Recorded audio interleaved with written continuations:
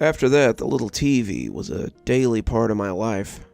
I'd get home from school and rush to Grandma's so I could find the show on the channels between 7 and 8. It didn't always work, and sometimes I had to content myself with other shows, but I started to notice that it didn't really have a set time that it came on. Most times I found it on between 2:30 and 3, but I've also watched it at 4, 7, 8, 9, and even once at 11 o'clock at night. The time didn't seem to be as important as the act of looking for the show, though I never understood that as a kid. No matter when I found it, Miss Mary was there to greet me and tell me how much she'd missed me. Wherever Thomas was, he had apparently decided to stay, because the smiling woman seemed to have taken over the show. There was always a story, plenty of songs, sometimes letters that they read on the show. Children would send letters to Miss Mary and talk about how neat the show was and how they wanted to learn more about the Bright. Miss Mary would always tell them to look for the Bright inside themselves, invited into their homes and communities. And then there would be a song or a dance about following the Bright or believing in the Bright. The more I watched, the more I kind of wanted to know more about the Bright. I knew it was blasphemous, but sometimes I would even pray for the Bright to come into my home so that I would maybe get to meet Miss Mary. It all came to a head one day when I came home, took my snack from Grandma, and went into the den to watch TV. I didn't even have to adjust it anymore. I never changed the channel. I never moved the aerials, and as the set came on, I heard the slightly distorted theme song play as the show began. The title card appeared between two clouds, and then the scene transitioned to the country store. Miss Mary was looking up, watching as the camera zoomed in, and her eyes seemed to be locked onto mine. This had seemed creepy when Thomas had done it, but when Miss Mary did it, it filled me with joy and a longing that I'd never known before that day, the day she had first appeared. "It's you again! I'm so glad you came to visit." Then she surprised me by saying my name. I was speechless. Shows often talk to the audience, even sometimes pretending that they could see you, but Miss Mary had said my actual name. I gaped at her as she continued to smile back at me, and when she laughed, I felt a little better. "Don't look so surprised. I know your name. I've always known it. You're very special to me, and the Bright. So special that I've broken the rules to try to reach you. The Bright doesn't usually let us do this, but I think you might be ready to come visit, just like I came to visit the Bright." I leaned in close, my nose almost touching the TV screen, and when she leaned in too, I almost thought she might reach out of the set and scoop me up. Let me tell you all about it in today's story of a woman who found her way into the light. The scene changed, and suddenly there was a puppet that looked a lot like Miss Mary. She was standing in front of a drawing of a house, and I thought that even though it was crudely done, the house looked familiar. The Miss Mary puppet looked sad as she walked around in front of the house, and as another puppet walked on screen, he looked sad too. The puppet was tall, with salt and pepper hair and a beard. The puppet wore round glasses and had a mole on his left cheek. The puppet looked familiar, but I hadn't yet placed him yet. Mary felt unfulfilled. She had a husband and a home and a baby on the way, but Mary felt as if her life had no meaning. The husband puppet put an arm around Mary, hugging her before waving as he left her in front of the house. Her husband was often gone for work, and Mary was left alone with her thoughts. She didn't feel very important, like a housekeeper more than anything, and as she cleaned and cooked, the Bright saw her despair and wanted to help. The Mary puppet looked behind her, and suddenly there was a bright light in the sky. It transitioned to a TV in her home and showed her sitting on the couch and watching a program. The Bright sent Mary a show, and told her all about how she could be happy. It told her people were waiting for her, people who would give her purpose, and all she had to do was come to them. The bright on the little TV that Mary watched was much smaller, but it blinked like a Christmas light as she watched it. She turned the TV off suddenly, though, stroking her belly as she thought about things. She was clearly very confused about what to do, and the longer I watched, the more I started to wonder if this episode was really for me. Mary didn't think she could leave before her baby was born, and she felt sad that she would leave her husband in the state that he was in. He was so sad, and he didn't even know it, just like Mary had been. She tried to tell him about the program. Sure enough, the husband puppet came back, and Mary tried to tell him. The husband puppet listened, but eventually he shook his head and crossed his arms. He turned away from her, walking out of shot as he left. But he wouldn't listen. He was stubborn and felt that what she was saying was wrong. He clung to the God of his father, of his community, and he told her not to be so easily swayed. Mary thought that maybe she had been wrong and stopped letting the bright into her home and into her heart. The scene changed, and suddenly the Mary puppet had a baby in her arms. She gave birth to her baby, and for a while, everything was okay. Her husband was around more often, and she didn't feel so alone. She didn't need the TV show or the bright, and thought that she could make it just fine on her own. Mary didn't know, however, how wrong she was. The husband puppet came into view and hugged Mary while the narrator was telling the story. The two looked happy, and they both looked at the baby lovingly. Mary rocked the baby and gave it a little bottle, but eventually the husband puppet left again with a wave of his hand.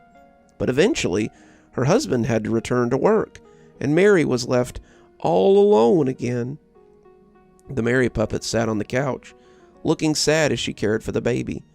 She felt alone and overwhelmed by the new baby, and as the sadness began to creep in again, she rediscovered her old show. She watched it all the time, at least when her husband wasn't around. She started praying to the bride and asking it to come into her home, her neighborhood, her heart. She became a convert, but was unsure of how to continue. How do you worship with no church? How do you bask in the glow with no bright? Mary didn't know, but the bright did. Mary needed to go to the farm, where all things were possible. She needed to visit the Wonder Barn, see the Bright Chapel, and bask in the bright for herself. Mary got up to go, but her husband came back, and now he seemed mean. He pushed Mary down, taking the baby with him and locking her behind a door. The puppet sat down, her head against her knees, and appeared to cry. But Mary's husband didn't believe, and when she told him that she was going to the Bright Farm to be with her own kind, he took the baby from her and locked her in a bedroom. He thought that if she were separated from the show, she would come back to her senses. He didn't realize that the bright was inside her, and that it would show her the way. All at once, the bright was inside the room. A window appeared, and the puppet jumped from it and left the room, the bright close behind her. She walked and walked, but eventually she came to the farm, and lots of other smiling people came to greet her.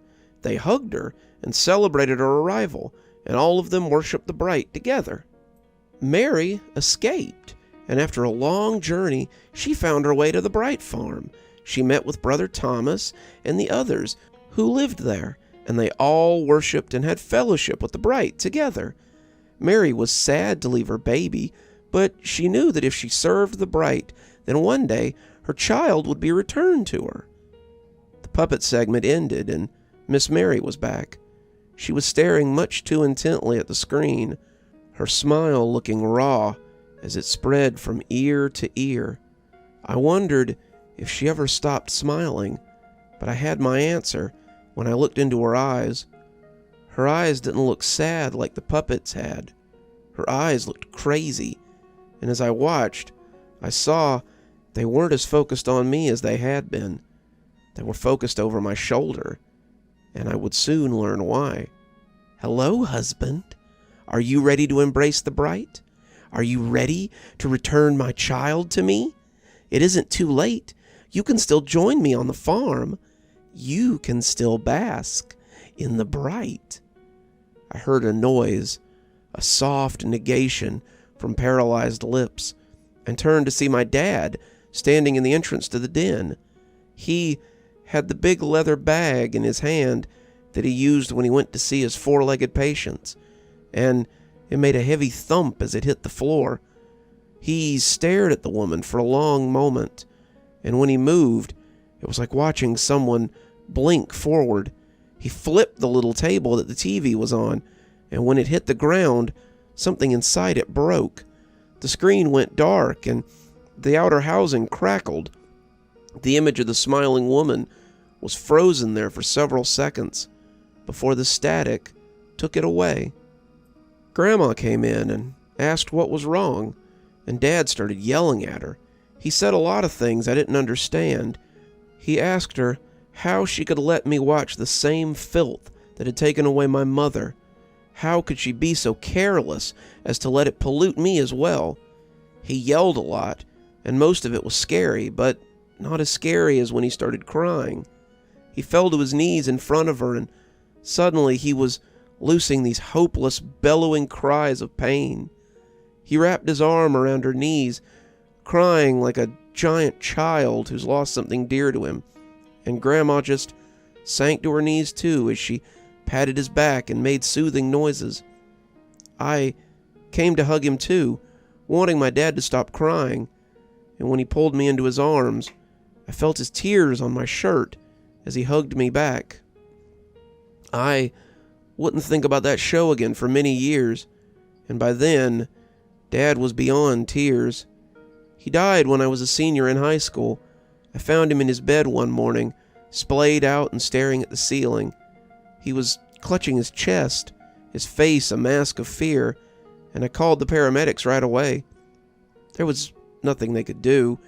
He'd been dead for hours, and I buried him long before I was ready to lose him. After the funeral, Grandma asked me to come over so she could tell me some things that Dad hadn't wanted me to know. She sat on the front porch so we could smoke, something I'd never seen her do before, but something she needed to do to get through this. "Your mother isn't dead. She fell in with a weird cult before you were born, and despite your dad's best efforts, he couldn't stop her from going to him. What he could do, though, was take you away from her and lock her in a bedroom in the hopes that she'd get over it. He hoped she would. He really loved your mom. But when he found out that she had gone out the window to be with him, it broke his heart. He told you that she died so you wouldn't go looking for her. He was afraid that you might get mixed up with that cult too, and then he'd have lost both of you." "Why tell me then?" I asked, the wind making the wind chimes jangle as we sat on the porch and felt the February cold sink into us. "'Cause you have a right to know. Your father's death was a surprise to everyone, including him, and I don't want to die without telling you. The truth may not set you free, but it's your truth to have, and keeping it from you won't make it any easier. Here," she said, taking something out of her shirt pocket and handing it to me. "It's the only picture of your mother I could find. It's a little old, 19 years old, I suppose, but it's the only one I have. She's pregnant with you in it. You can see the little—" "What? What's wrong, honey? You look like you've seen a ghost." Grandma was right. I had seen a ghost. The woman staring back at me in the picture was someone I hadn't seen in many years. The woman staring back at me was standing with a man who, despite his young age, had salt and pepper hair, a short beard, and a mole on his left cheek. The glasses he wore were the same kind he was buried in, and he looked happier than I'd ever seen him. They were standing in front of a much newer house, but it was a house I'd seen in the background of that long-ago story. It was Miss Mary in the picture, standing with my dad in front of their house. "You're still here. I thought you might be. Thanks for joining me for tonight's story. If your insatiable appetite for horror knows no bounds, might I suggest one of our playlists, or one of our previous stories in the archive? There should be one appearing at the end of the story any minute now. And of course, if you're not subscribed, why not go ahead and hit that subscribe button? Maybe hit that notification bell so you don't miss any of the spooky things that we do here. If you prefer your horror a little more analog, you can always pick up one of my books. There's a link below to my latest, and it'll take you to all the great things that I've posted on Amazon.